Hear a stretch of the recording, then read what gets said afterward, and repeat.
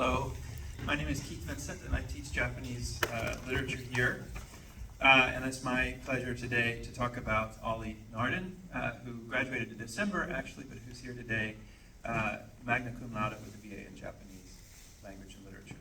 I had the pleasure of teaching Olli in two classes, one on the tale of Genji and another on haiku. I have to say, Olli is one of the best read undergraduates I've ever encountered.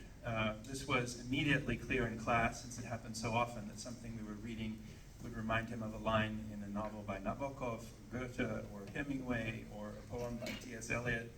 Not only was Olli familiar with these works, but the way he spoke of them and the connections he drew between them and whatever ancient Japanese text we were reading made it clear that he'd read them with deep attention and had made them part of his own mental and emotional architecture. Olli is also a great writer. I know this from his critical writing in the Genji course and also from his work in the haiku class.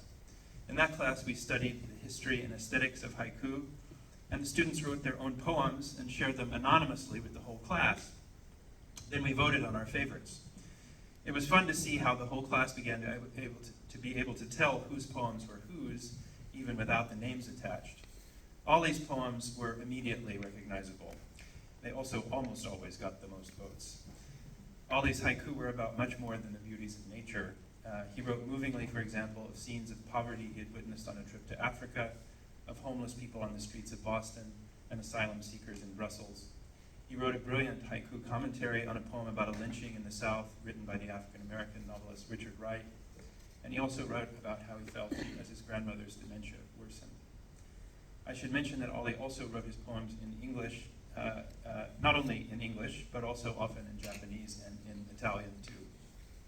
Professor Yang taught Olli in the senior seminar and noted how, as a conceptual thinker, Olli often pushed the class to think outside the box, taking our discussion to the next level. She said, he was not afraid of starting a debate, but he always listened to others' opinions with respect and generosity. Yamanaka sensei, who taught Olli Japanese, wrote that he seemed a bit nervous being in a 400 level class at first, but that he was soon one of the active participants of group and class discussions and quickly improved his language skills. I appreciated, she said, his insightful comments to deepen class discussions. Good luck on your graduation. My colleague, Professor Sarah Frederick, wrote that Olli transformed, this is a quote, my thinking about a novel I didn't used to like very much, No Longer Human, by sharing how it had moved him personally. Inspired by this, I learned to understand the novel better, noticing things I had never seen before, not only about the novel, but about people in the real world, some of my loved ones and myself. Of course, unforgettable by the end of my teaching career